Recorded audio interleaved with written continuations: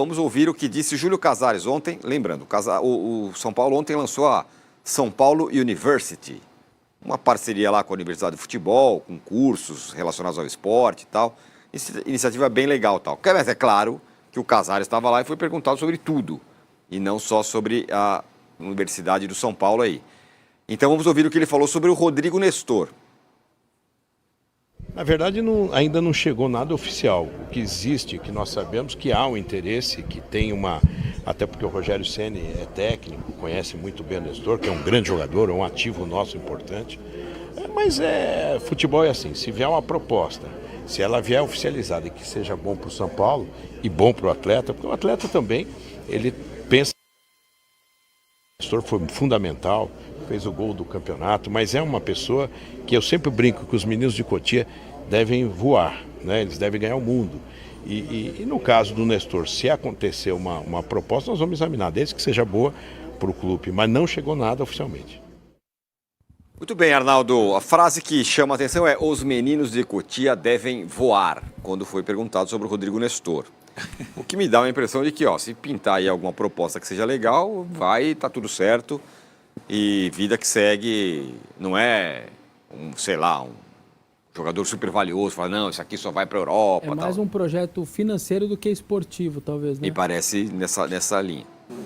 Acho que depende. Assim, meninos de Cotia, de qual idade, né? Da idade do Nestor, da idade do William Gomes, da idade do o Nestor já não é uma revelação. Exato. Né? O Nestor já é um jogador que já não é menino de Cotia, ele é um profissional com vários anos de carreira, 24. Ele não tem mercado, né? Ele era para ter sido o Diego Costa, que foi colega dele, mesma idade, foi vendido agora nessa janela aí, né, para fora. Então, assim, o Nestor é um caso, Tironi. O Moreira é outro caso, o Patrick é outro caso, o William Gomes é outro caso. O que eles têm em comum sendo formados em Cotia. Tem o jogador que vai chegar antes de estourar, como está sendo o Estevão, então, não precisa ser um craque como o Estevão, mas na idade vai ser negociado. O Nestor tem mais mercado, talvez, interno, e aí, do que externo, né? Hoje, né, propriamente dito. Ainda mais depois de ele ter se machucado, ficado um tempo fora e tudo mais. Essa é uma das situações para o ano que vem. O que acontece é que o São Paulo vai ter que reduzir o seu elenco, se não de forma substancial, de alguma forma para ter 2 ou 3 jogadores a mais, foi o que o Casares também falou nessa entrevista, 2 laterais, 1 meia e tudo mais, para encaixar no orçamento, esse sim, pré-estabelecido para a próxima temporada. De novo, é o oposto do caminho do Corinthians, certo? São Paulo decidiu um caminho, o Corinthians decidiu quando outro fala caminho. Oposto, não é força de expressão, é oposto mesmo. É oposto mesmo, literalmente. Um o São Paulo entrou à esquerda, o Corinthians entrou à direita. Exato. Eles estavam em algum momento da vida recente no mesmo caminho. Um foi para lá, outro foi para cá, né? É claro que a situação aí, vamos comparar as lideranças. A situação política do Casares em relação ao Melo é o oposto também. Ele conseguiu a reeleição, aliás, mudou o estatuto para ganhar a eleição, não tem oposição alguma, tem um tráfego interessante, é um bom comunicador, é o contrário do Melo. Então ele trafega bem lá no clube social, no futebol e nas instituições. A ponto de lançar um plano completamente impopular, segundo. E às vezes você precisa ter essa sustentação para lançar um plano impopular. Se não tiver, não faz. O plano impopular, que é cortar os custos na contramão da história de todos atualmente no futebol brasileiro, ele está sendo acompanhado de boas notícias também. É interessante a parceria São Paulo Futebol Clube University, é interessante. É interessante a reformulação da base, é interessante, ele vem politicamente trazendo coisas para o São Paulo também. Novos patrocinadores, novas receitas, então não sei o que lá. Cara, é muito boa a gestão dele. Então. É a visão que eu tenho. A gestão do Júlio Casares é uma boa gestão. Veja, quando eu digo isso, eu não estou dizendo que é uau! Não existe isso. Até porque ele pegou terra arrasada. Mas, então, quando você pega... Veja, olha a articulação dele. Ele aparece na eleição ao lado do prefeito reeleito, o Nunes. Por que ele foi lá? Eu não sei se ele gosta do Nunes, se ele concorda com a forma do Nunes pensar. Porque precisa canalizar um córrego que passa embaixo do Morumbi e que todo ano praticamente submerge o clube social. Exato. Ótimo ponto, porque aí é uma obra que atende primeiramente o clube social e pode atingir o futebol se Você entende? o São Paulo então, for mexer no estádio. Mas agora, vem cá. Há quase 100 anos que o córrego está lá e há quase 100 anos que o córrego alaga. Meu Deus! Se você não reconhecer o trabalho do cara nisso, você está cego. Só que você sabe que Entendeu? a visão de gestão não é a da arquibancada muitas vezes. Não. Peraí. A visão da arquibancada, ele vai pagar o preço. Então. Se o São Paulo empacar o ano que vem, não sei o quê. Você está errado. Eu Por isso que a arquibancada não pensa muitas vezes como a gente pensa. Então, mas não é que como a gente pensa. Eu acho que a nossa missão, a minha pelo menos, não sei a de vocês, é expor isso para as pessoas. Faz 30 anos que o clube social alaga. Faz 100 anos que o clube social alaga quase. Entendeu? Faz muito tempo que está na cara que o São Paulo precisa modernizar as suas instalações. Modernizou o Refis, melhorou o CT, está olhando para a Cotia. Gente, ele está cuidando daquilo que foi sucateado, abandonado, largado. Sem dúvida. Durante anos. Pode não ser perfeito, e não é. Ele contratou o Rames. Não é perfeito. Entendeu? Agora, se o São Paulino daqui 10 anos não olhar para este trabalho que está sendo feito e não entender que tem coisas fundamentais aqui na estrutura, no alicerce do São Paulo para o futuro, é porque você é cego, cara. Outra. Agora, você vai ficar na arquibancada, queremos jogador, boi da cara preta. Faz parte do futebol. Faz parte do futebol. Agora, eu me sinto na obrigação de falar. Entendeu? E aumentar o estatuto, mudar o estatuto para fazer a reeleição é péssimo. Sabe por quê? Porque o próximo presidente ou o outro, que se for ruim, São Paulo vai ter que aguentar o cara 6 anos. Entendeu? O que te beneficia agora te sacaneia lá na frente. Entende? Isso é claro. Tá tudo aí. Tá tudo aí. Né? Ganhou o Campeonato Paulista. Ganhou a Copa do Brasil. É a melhor campanha no Campeonato Brasileiro durante anos.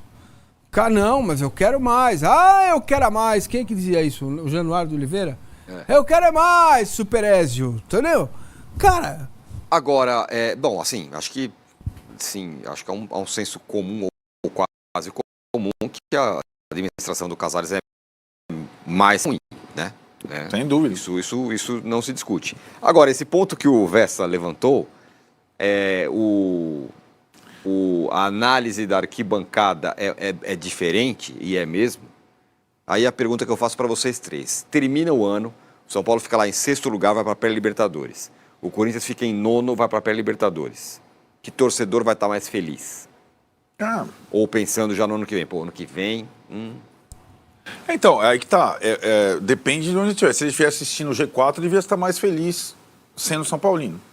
Porque o clube dele não está prestes a ser implodido. Perfeito. O Corinthians pode fazer assim, se você jogar uma fagulha lá, ele pode explodir. Perfeito. Né? Esse é o plano do cara. Você pode acabar o ano na mesma posição. Mas o São Paulo ganhou um título esse ano, o Corinthians não vai ganhar nada. Não é uma Supercopa, tá lá, como é que chama? Diploma. Não, sim. Tem razão. Mas ganhou, levantou taça. A curto prazo, a perspectiva do Corinthians é ir melhor o ano que vem. Com um time desse, muito mais caro que o do São Paulo. A médio prazo, o Corinthians está ferrado, velho. Esse é o olhar do Vesson. A médio prazo, o Corinthians está ferrado. Você queria o Garro, você trocava o Garro no seu time. Lindo. Queria o Garro no seu time. O torcedor, o cara da arquibancada, tá pensando, ano que vem, Garro, Yuri Alberto, não sei o que, tal, estamos com tudo, a gente vai ganhar alguma coisa. O do São Paulo, talvez. O Corinthians está indo para um caminho, como assim, todo mundo faz o estudo. O Corinthians, se não tiver breque, ele vai ter que ser vendido para alguém. O São Paulo vai no caminho da excelência, da comissão técnica, do trabalho do técnico, da melhora da base, de você poder aproveitar jogadores melhores. Um negócio... Entendeu? Melhorar os jogadores. Tartaruga, isso aí leva tempo, cara. Isso aí leva tempo. Sei, mas o que eu quero dizer assim, que o relógio da torcida, ele anda diferente. Ele talvez não está muito aí. Eu não estou discutindo. A gente estava discutindo um pouco mais cedo hoje em outro CNPJ, Aliás, o Vessone, ontem a gente estava discutindo, o Vessone falou, o botafoguense prefere o quê? Ser para sempre um time que vai ficar em 14º lutando para não cair? Ou ser campeão brasileiro da Libertadores esse ano, nem que o ano que vem dê tudo errado, o Textor vai embora? O que o cara prefere? Comentar com você neste vídeo sobre o interesse suposto, pelo menos, né? Interesse do São Paulo no Pablo Solari, jogador do River, que não vai ficar em Barro Belgrano a partir de 2025. O Galhardo quer fazer uma reformulação no elenco e quer demitir alguns jogadores que, na opinião dele, não entregam os resultados necessários para que o Milo seja uma equipe interessante e competitiva. Isso pode parecer, né, de cara, uma percepção, pode gerar uma percepção de que o Solari não é um jogador interessante. Mas o que quer fazer o Galhardo no River é transformar o River numa máquina em que todos os jogadores que lá atuem entreguem muito mais do que estão entregando neste momento. Ao mesmo tempo, o River olha para o mercado e tem entendimento de que pode contratar um outro jogador para aquele setor. Ao mesmo tempo, o River olha para sua canteira e entende que lá na canteira está subindo um outro jogador que pode apresentar um resultado melhor do que aqueles que estão no elenco principal. Então, esse tipo de avaliação, né, que na verdade é permeada por uma intenção de criar uma equipe muito competitiva e vencedora a partir de 2025, não vai dar espaço para alguns jogadores. Alguns jogadores vão ficar sem espaços e isso evidentemente não terá necessariamente a ver com a qualidade desses jogadores. Um jogador de futebol sempre é um conjunto muito amplo de questões, né, de qualidades, de traços, né? Envolve ali a qualidade do seu futebol, a qualidade técnica, a cabeça do jogador, as ilusões que esse atleta tem, o staff que às vezes aconselha muito mal o jogador. Tudo isso aí funciona. E quando às vezes apenas um desses aspectos não funciona bem, já é o suficiente para que o jogador não consiga entregar. O Solari hoje é um caso curioso. Eu quero comentar com você aqui se de fato vale a pena o São Paulo se interessar por esse jogador. Há informações de que o São Paulo tem um interesse nele e inclusive poderia colocar o Giuliano Galopo, né, como uma espécie de moeda de troca para facilitar a chegada do Solari ao Morumbi. Acho que se isto realmente for levado a sério pela direção tricolor, existe uma grande possibilidade que o River negocie com o São Paulo este atleta, porque o Galopo é um jogador ainda muito bem visto no cenário argentino. Me espanta o fato de que o São Paulo não queira necessariamente ganhar um bom dinheiro pelo Galopo, né, numa negociação direta, né, com algum clube por esse jogador. Contudo, o próprio perfil do jogador tem ficado cada vez mais baixo em virtude de que ele não joga no São Paulo, né? Então vamos lá. Olha, comentar então sobre o Pablo Solari. No passado eu fiz um vídeo sobre ele, indicando-o para o tricolor do Morumbi, no momento que ele ainda não era jogador do River, por exemplo, né? Aquele vídeo é interessante, mas tem alguns traços que eu quero reformular aqui, em virtude de que o tempo passou e quando o tempo passa, o jogador também muda, né? Ele teria mudado neste momento para pior ou melhor. Também quero destacar isso com você neste vídeo. Falar então sobre o Pablito Solari, que é um jogador que desperta realmente muita curiosidade. É um jogador que ainda tem um perfil de venda que coloca valores em torno de 7 milhões de euros, segundo sites de precificação de jogador como o Transfer Market, tá? Na minha opinião, neste momento, tá abaixo disso, tá? Não são 7 milhões. Eu acho que uma oferta aí bem abaixo de 4,7 milhões já seria suficiente para trazer esse jogador para o Morumbi, ou, caso o São Paulo não esteja interessado, né, para um outro clube brasileiro. A possibilidade de incluir o Galopo neste caso aí, sinceramente, a depender da situação, se for muito hábil ali, o negociador do São Paulo, é provável que o São Paulo ainda consiga um dinheiro do River pelo Galopo, tá? Lá na Argentina, quando o mundo olha para o Solari, o mundo tende a gerar uma valorização importante para ele. Quando o mundo olha para o Galopo, a valorização é muito maior, tá? Aqui no Brasil, outros clubes vêm manifestando de quando em quando interesse por ele, assim como o São Paulo já fez em outros momentos, tá? O Flamengo, o Botafogo, em alguns momentos já manifestaram interesse em contratar este atleta, porque de fato ele chama a atenção por reunir algumas características que agradam muito a muitos técnicos de futebol, seja técnicos brasileiros, seja técnico brasileiro, seja um técnico estrangeiro.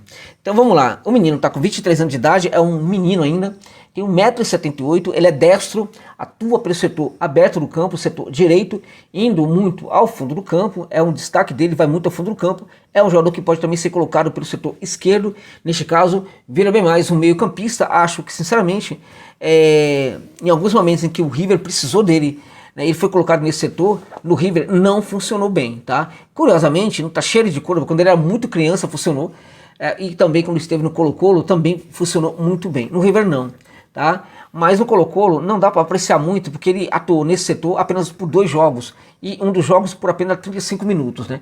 Então foi muito pouco ali como testagem, para a gente ter ali uma avaliação. Tá, o Talleres foi colocado muitas vezes pelo setor esquerdo, e entregou muito bem, entregou muitos bons resultados. Contudo, ele sempre foi muito escalado mesmo pelo setor direito. Ele pode ser colocado até como meio campista condutor pelo corredor central, tá? Porque ele é um jogador que consegue conduzir a bola em velocidade. Esse é outro bom traço desse atleta, tá? Agora, o que destaca principalmente é como ele consegue fazer bem o corredor. Quando eu falo fazer bem o corredor, estou me referindo a um jogador que consegue não somente aprofundar o campo, trabalhar muito bem pelo corredor lateral ofensivo, mas também consegue entregar minimamente ali o que se espera de um jogador do corredor no corredor lateral defensivo, tá? Então, é um atleta que consegue ter muita velocidade, ele imprime essa velocidade não somente para fazer a transição para o campo de ataque, como também consegue imprimir essa velocidade quando ele está retornando para fechar o corredor defensivo, tá? Então, nesse sentido, é um jogador perfeito para trabalhar, quando o São Paulo trabalhar numa linha de 3 eventualmente. É um jogador que, a depender da crise ali de laterais, né? O técnico São Paulino pode, né, sob ele dia, colocá-lo como um lateral direito sem nenhum problema, na minha opinião. Ele pode entregar ali muito bem. Já teve situação em que ele foi colocado como lateral defensivo, e acho até que ali tivemos um lateral que poderia se dar muito bem no cenário do futebol sul-americano, tá? É algo assim que eu percebo nele como uma qualidade muito interessante. Agora, é um lateral que curiosamente recompõe bem, né? Aliás, isso aí não era tão bom, mas é um lateral que quando está em linha, né, eu acho que aí ainda faltam algumas características defensivas para ele. O mais importante, porém, é o fato de que ele consegue conduzir muito bem pelo corredor lateral, conduz em velocidade, conduz com dribles em velocidade, vai ao fundo do campo quando é colocado pelo setor direito, tende a fazer cruzamentos baixos, né, o que é muito importante. Cruzamento baixo é o cruzamento do jogador inteligente, cruzamento por via aérea é o cruzamento do jogador limitado, né, que só sabe fazer cruzamento, tal, pelo alto, né? Cruzamento por baixo requer muito mais detalhes do jogador. Ele vai até o fundo do campo. Quando ele cruza pelo alto, ele cruza, não quer nem saber para onde vai a bola. Quando ele faz um cruzamento por baixo, fica muito mais claro para todo mundo, caso ele erre o passe, né, de que ele estava no mínimo desatento ou que pelo menos não entende nada de futebol, tecnicamente não vale muita coisa. Então, o jogador que faz cruzamento por baixo, sobretudo o jogador que vai ao fundo do campo e cruza para trás, tende a ser o jogador mais inteligente do que aquele que só busca o cruzamento aéreo. Ele se enquadra nesse perfil de jogador que consegue fazer esse cruzamento para trás. Esse tipo de jogada é muito perigosa, porque ela encontra a defesa completamente desarmada. Quando o jogador vai ao fundo do campo e cruza para trás, a defesa não tem um plano, não costuma ter um plano de como interceptar esse tipo de cruzamento, tá? Então, em geral, dá bom. Tende a dar muito bom para a equipe que está atacando. Então o Solari é esse jogador que consegue fazer esse tipo de jogo, tá? Ele foi criado ali para ser sobretudo um passador, né? Ele foi testado em várias posições quando estava na canteira do Talleres de Córdoba, né? E durante muito tempo ele era um jogador que, quando chegava ali na proximidade da área, olhava sempre para fazer um passe. Pouco a pouco ele foi desenvolvendo a sua capacidade goleadora, né? Então ele vai até o fundo do campo, no lugar de passar, muitas vezes ele faz o drible, entra na área e chuta. Neste caso, ele chuta até mesmo com o pé esquerdo. E ele, embora seja destro, tem um bom arremate com o pé esquerdo. Um detalhe importante do Solari, que é uma coisa assim, inclusive, pela qual os torcedores do River ficaram muito bravos com ele, então isso mostra que o garoto não está muito bem neste momento, é o fato de que ele é um bom finalizador, tanto com o pé direito como também com o pé esquerdo. Se há algo que cansou muito, fez os torcedores se cansarem muito com o Pablo Solari, justamente o fato de que ele andou perdendo muitos gols, né? Isso mostra que a fase não estava boa, que a cabeça não estava boa, porque era uma das suas grandes características e ele não consegue mais colocar em prática, tá? Me parece que é um jogador que não está conseguindo no River, né? O Galhardo parece que não está muito mais paciente como já foi no passado com jogadores que não está conseguindo. É um jogador que precisa mudar de ares, tá? Agora, é necessário falar, este não é o melhor momento da carreira deste atleta não, tá? A minha opinião sobre a contratação dele, tá? Eu acho o seguinte, neste mundo inteiro, nesse universo, nesse mundão de nosso Deus, eu preciso de um atacante pelo setor direito, só tem o Pablo Solari. Então, eu vou contratar o Pablo Solari. Ó, tem Pablo Solari e tem outros. Eu vou atrás de outros. Por quê? Porque o momento dele não é tão bom. Se nós olharmos para o momento dele no Colo-Colo, foi um momento muito bom, no Tacheres também. Tudo indica que pode ter alguma coisa com o River, mas também pode ter alguma coisa com o tamanho do River, tá? Que é muito mais monumental do que, por exemplo, um Colo-Colo, né? Com todo respeito a Colo-Colo, muito mais monumental, aí claramente, do que um Tacheres de Córdoba, né? Então, é diferente. Então, só que da mesma maneira que o River é monumental, é gigantesco, né? O São Paulo também né? Então, tem essa questão aí. Foi o problema com o River ou foi o problema de estar no River, que é uma equipe gigante, e ele, Solari, não conseguiu responder porque faltou personalidade. Então não dá para saber, porque ele precisaria ir para uma equipe grande como o River para nós entendermos. Então só vamos saber disso quando ele estiver no São Paulo. Neste sentido, ele se configura como uma aposta. E como aposta que eu acho que o São Paulo tem que tomar cuidado com essas apostas, sobretudo quando se trata de um jogador tão caro como vai ser o Solari. Ainda que seja uma negociação que envolva o Galopo, ainda assim, valores são muito altos, né? Até porque o Galopo é um jogador, né, que o São Paulo pode negociar por valores também interessantes, tá?